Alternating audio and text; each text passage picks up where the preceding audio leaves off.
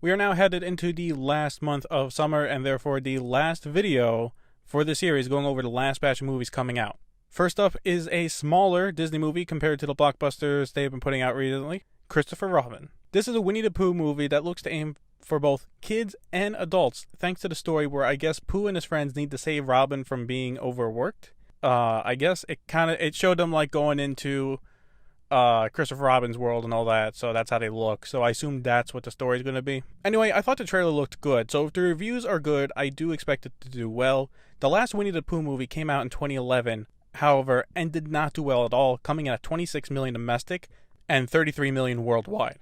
However, this is not a good comparison as 2011 was a very different box office, and it was only released in 2,600 theaters between US and Canada, compared to the estimated 3,500 theaters for Christopher Robin.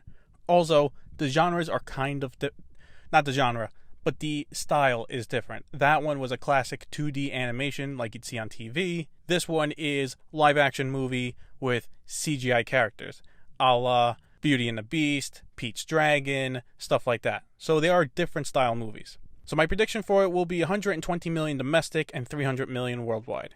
Next up is The Darkest Mind, a youth action movie in the vein of Hunger Games and Divergent series. I don't have too much to say about this, but basically the movie is about 2 years late, and unlike The Hunger Games, I'm not expecting a lot of hype for it on social media.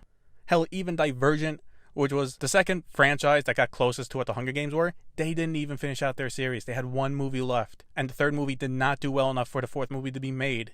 They announced the TV movie instead, and that still hasn't come out. So this is gonna bomb hard. Coming in at 35 million domestic and maybe, but probably around 100 million worldwide. There haven't been a lot of comedies this summer, but The Spy Who Dumped Me plans to change that. The trailers have looked decent and has had a solid leading duo of Mila Kunis and Kate McKinnon. Since there is not much happening here in August, if the movie is received well, expect it to have good legs and make for a decent amount of money. My prediction for The Spy Who Dumped Me will be 65 million domestic and 135 million worldwide. Now there has been very little promotion for this horror movie, Slenderman. That's right, a horror monster made famous by the internet is getting a movie about 5 years too late. With very little promotion this late, and the fact that this movie is coming in way too late into theaters, I expect this to bomb hard. 15 million domestic and 40 million worldwide. Next is an American and Chinese co-production called The Meg, where Jason Statham has to take on a prehistoric shark that threatens a beach. Now while it may not get good reviews, the premise is stupid enough that it will make a bit of money, along with the fact that this month is headlined by Mission Impossible and Christopher Robin. There is room for another movie to make some money. For The Meg, I'm expecting 45 million domestic and 240 million worldwide. The big difference being I expect it to do okay here at around 45. However, assuming it's received well in China, that's where I am expecting it to make most of its money and then a little bit left over in Europe. The last action movie of the summer, starring Mark Wahlberg, is up next with Mile 22.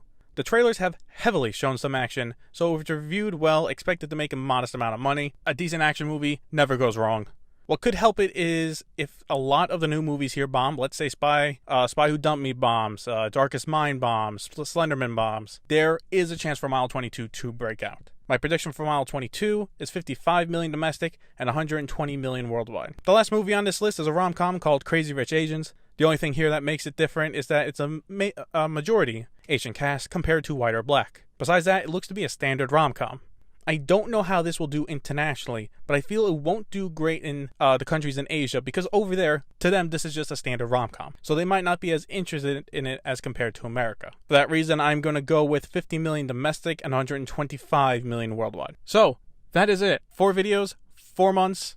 All my predictions are now out. And come end of September, when the movies in August have had a decent chance, I'm going to shut it down. I'm going to tally up the box office, and I'm going to do one more video going over my predictions and how well they were received. There's going to be one big video going through each month and how I did. I'm going to grade myself and see if I was any good or not. So, if you made it this far, thank you for listening, and I hope you look forward to the last video next month.